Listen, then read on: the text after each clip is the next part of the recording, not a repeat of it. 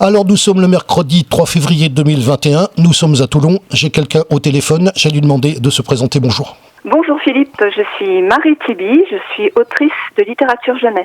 On est content de vous avoir puisqu'on est en relation depuis novembre 2020. Et la raison en est simple puisque à cette époque-là, surtout aux alentours de la mi-novembre, vous savez que ici à Toulon, il y a donc des salons qui se tiennent habituellement. Dans le contexte actuel, ils ne se sont pas tenus et c'est la raison pour laquelle on a lancé à cette époque les interviews d'écrivains pour justement vous donner la parole. D'habitude, vous faites les salons, vous rencontrez votre public, vous rencontrez également les autres personnes que vous êtes habitués à voir durant les salons et actuellement ça ne se fait pas. Et non, malheureusement ça ne se fait pas et je vous remercie justement de nous donner cette petite tribune de lectorat et ce public qui nous manque tant et je remercie au passage justement une très très bonne autrice aussi de la région, Hélène Botasso, qui nous a mis en contact.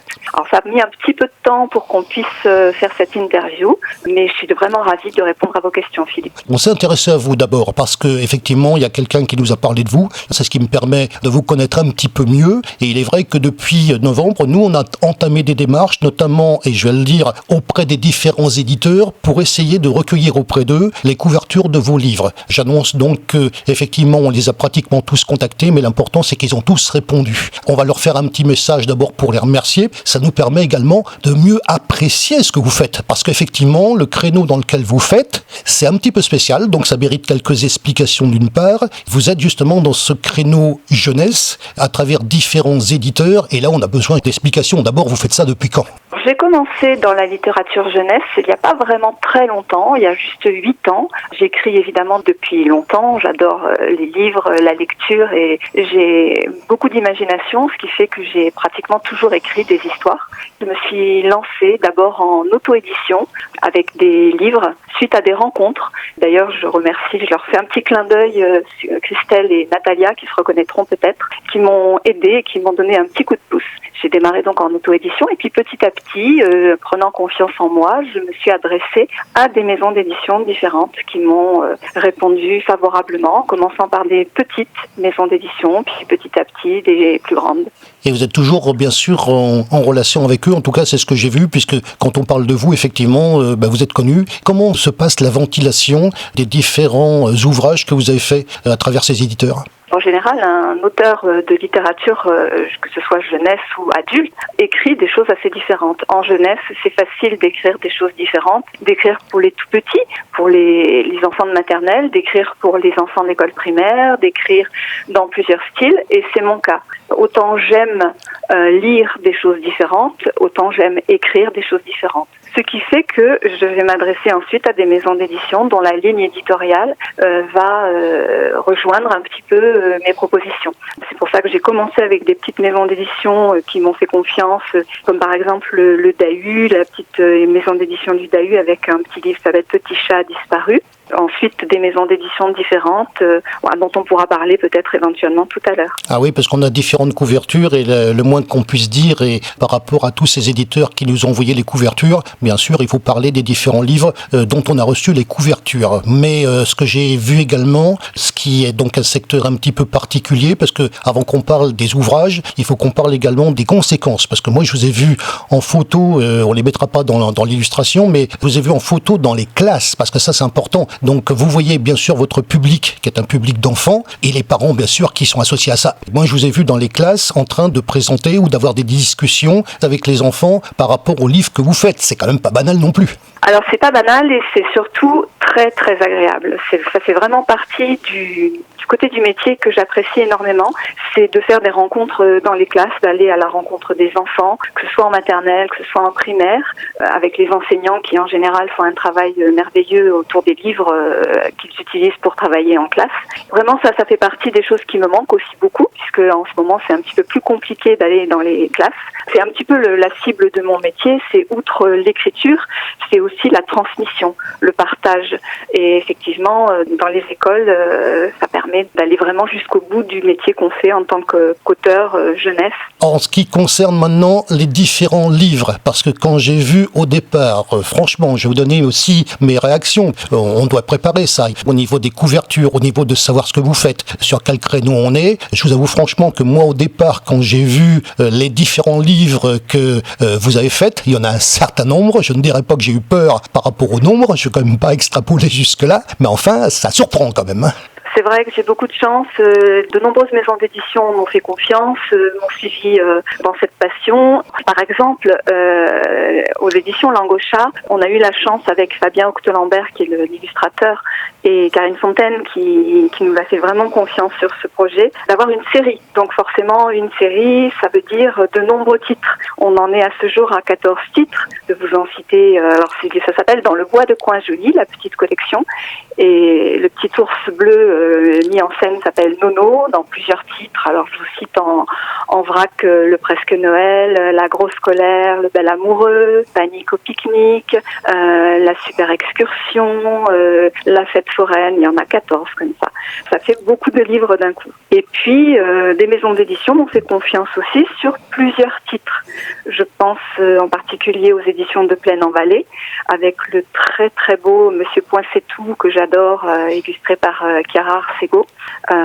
Et j'en ai d'autres avec De Plaine-en-Vallée, La toute petite voiture de Jeanne, La petite marchande de mots, Melvin et le chat Choucha, etc., La petite poule moustachue. Donc effectivement, quand on a de bonnes relations avec une maison d'édition, on a la chance de pouvoir faire partie d'un petit peu des auteurs maison, entre guillemets, et de pouvoir proposer plusieurs titres. Et c'est comme ça sur d'autres maisons d'édition. Alors moi, ce qui m'a surpris aussi, parce que je dois le dire, c'est aussi, parce que ça doit être intéressant ça, c'est la partie où on voit quelquefois sur la couverture, tiens, il n'y a pas un nom, il y en a deux. Vous travaillez en collaboration avec des illustrateurs. Comment ça se passe, la répartition, cette forme de travail? Moi, dans un premier temps, je ne suis pas du tout illustratrice. Le dessin n'est pas du tout mon truc. Je propose le texte seul à la maison d'édition. Et ensuite, c'est un travail d'équipe avec la maison d'édition qui va se charger de nous mettre en contact avec un illustrateur ou une illustratrice de son choix. Et ensuite, on va travailler ensemble sur l'élaboration du projet et de l'aboutissement du livre. Ce qui fait que l'illustrateur ou l'illustratrice en littérature jeunesse est extrêmement important parce que ça va être vraiment la vitrine du livre. Et j'ai la chance jusque-là d'avoir travaillé avec de très très bons artistes, ce qui évidemment contribue au succès d'un livre et au fait que les enfants aiment ouvrir un livre, les parents l'acheter dans les points de vente, etc. Alors vous voyez, quand justement, moi c'est ce qui me plaît dans cette forme d'interview, qui, je vous le cache pas, c'est, alors moi vous savez que on en a parlé, j'ai interviewé quelqu'un que vous connaissez, que vous avez rencontré d'ailleurs, qui s'appelle Cyrielle Cohen, que nous on a beaucoup de plaisir de suivre, qui nous a fait d'ailleurs un très très beau message de remerciement, puisqu'on a fait un super sujet sur elle. C'est vrai qu'on l'a beaucoup suivi, c'est vrai que ça nous a un peu permis de nous intéresser à ce secteur, la littérature pour enfants. Donc vous connaissez, j'ai été de surprise en surprise, ce qu'elle fait et ce que vous faites, c'est encore différent. C'est complètement différent. Cyrielle, je l'ai rencontrée plusieurs fois sur des salons. Je l'embrasse au passage. J'espère, oui, moi aussi. Elle est adorable, je vous le dis franchement. Elle est absolument adorable. Cyrielle, c'est quelque chose de complètement différent. Elle est plus dans la fantaisie. Moi, j'ai pas du tout, c'est pas mon créneau pour le moment. Alors, peut-être un jour, je ferai des romans pour les plus grands comme elle. Voilà, c'est différent. Elle, si je ne me trompe pas, elle illustre aussi. Elle fait elle-même ses couvertures de livres et les illustrations qui sont à l'intérieur. Moi, dans la mesure où je fais surtout de l'album et des romans toute première lecture, comme par exemple, j'en profite pour citer les éditions La Marmite à mots, avec le très chouette Journée de la méchanceté ou La mystérieuse maladie de Pipo le clown. Donc ce sont des petits romans qui sont largement illustrés, mais qui sont illustrés par d'autres illustrateurs. De quoi on peut parler, et si possible dans un ordre chronologique par rapport à tout ce qu'on a pu recevoir en termes de couverture? Alors, dans un ordre chronologique, ça va être un petit peu compliqué. Je ne sais pas exactement dans quel ordre vous avez reçu les illustrations, mais on va commencer peut-être par des livres un petit peu plus anciens, comme par exemple aux éditions Rêve Bleu. Justement, on parlait de Chiara Arcego tout à l'heure. Avec Chiara, j'ai eu la chance de collaborer sur ce très joli livre qui s'appelle Du rythme dans les pattes. Et puis, Cyril Armange des éditions Rêve Bleu m'a fait confiance pour un deuxième opus. Du rythme dans les pattes était sur la musique. Ensuite, nous avons fait du tonus dans les pattes, qui est sur le sport, et puis du swing dans les pattes, le dernier sorti, qui est sur la danse. 3 très très jolis albums que j'aime beaucoup et que je chaque fois quand je vais sur les salons. Ensuite, j'aimerais beaucoup parler évidemment des éditions Le Grand Jardin, qui est une jeune maison d'édition locale, puisqu'elle est dans les Bouches-du-Rhône, en région PACA. Le Grand Jardin avec à sa tête Alexandra Chauvelon. Et j'ai eu la chance avec Alexandra et Céline Aguinet, l'illustratrice, de publier Suzanne aux oiseaux, qui est un album que j'affectionne particulièrement. J'ai vraiment beaucoup de tendresse pour ce livre.